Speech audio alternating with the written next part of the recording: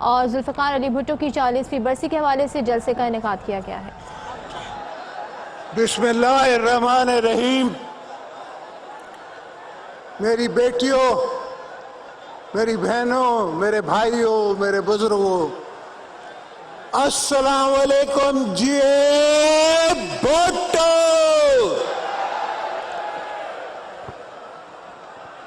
میرے دوستو، شہید ذوالفقار علی بھٹو کو اگر میں فیض صاحب کی سوچ سے دیکھوں تو فیض صاحب کہتے ہیں کہ جس دج سے کوئی مقتل میں گیا وہ بات سلامت رہتی ہے، یہ جان تو آنی جانی ہے، اس جان کی کوئی بات نہیں۔ اور اگر میں بلے شاہ کے کلام میں ڈھونڈوں تو بلے شاہ کہتے ہیں کہ بولے اسی مرنا کونی گھور پیا کوئی ہور۔ تو جس شخصیت کے لیے آج ہم یہاں آئے ہیں اس کی شہادت کو 40 سال ہو گئے ہیں، مگر ایسا لگتا ہے کہ کل ہی ہم نے انہیں مرگ میں اتارا ہے۔ آج بھی ان کی یاد، ان کی سوچ، ان کی ادا ہمیں آج تک یاد ہے۔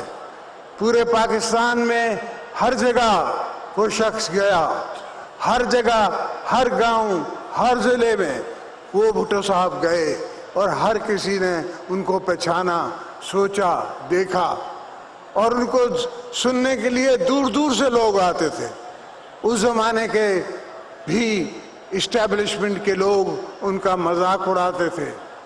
تو بھٹو صاحب کہتے تھے کہ یہ مت سمجھو کہ میں دلیپ کمار ہوں کہ مجھے ملنے آ رہے ہیں لوگ میری بات سمجھتے ہیں اس لیے میری بات سننے آ رہے ہیں۔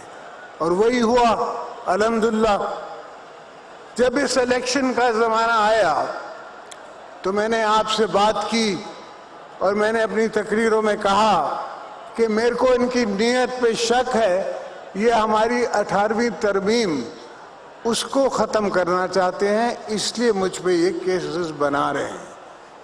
بہرحال کسی نے میرے دوستوں نے یقین کیا، دشمنوں نے اس پہ مذاق اڑایا۔ آج آپ دیکھو کہ ان کے ہتھ انگڑے سے بنایا ہوا پرائم منسٹر خود پھٹ پڑا۔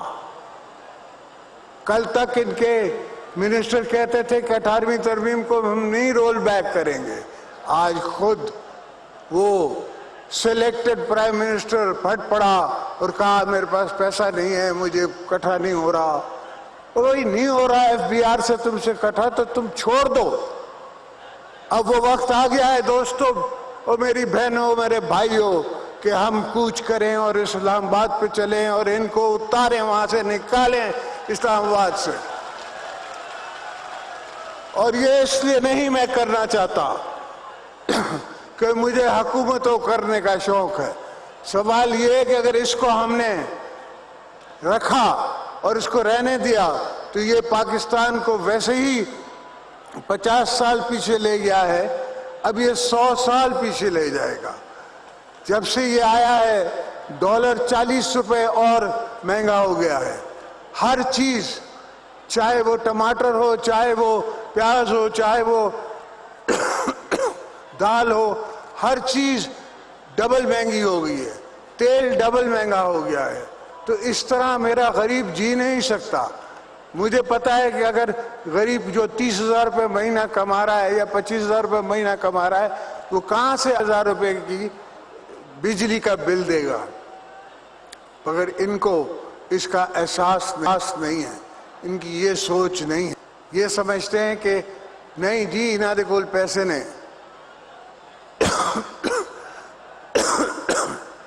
تو میرے بھائیوں، دوستوں، بہنوں، اب تیار ہو جاؤ کہ وقت آیا ہے ان کو گھر بھیجنے کا۔ اس کے علاوہ کوئی طریقہ نہیں ہے، اور اس سے کوئی فرق نہیں پڑتا کہ چاہے میں جیل میں ہوں یا میں باہر ہوں، ان کو پاکستان پیپلز پارٹی نکال کے رہے گی۔ اب ان کو ہم ٹائم نہیں دے سکتے، وقت نہیں دے سکتے۔ یہ ملک کا کھانا خراب کر رہے ہیں، یہ ہم ملک کے خاطر یہ جہاد کریں گے، یہ ملک کے لیے ہوگا، ملک کے لیے ہوگا کہ ہم ان کے خلاف جا کے ان کو اس اوانوں سے نکالیں گے۔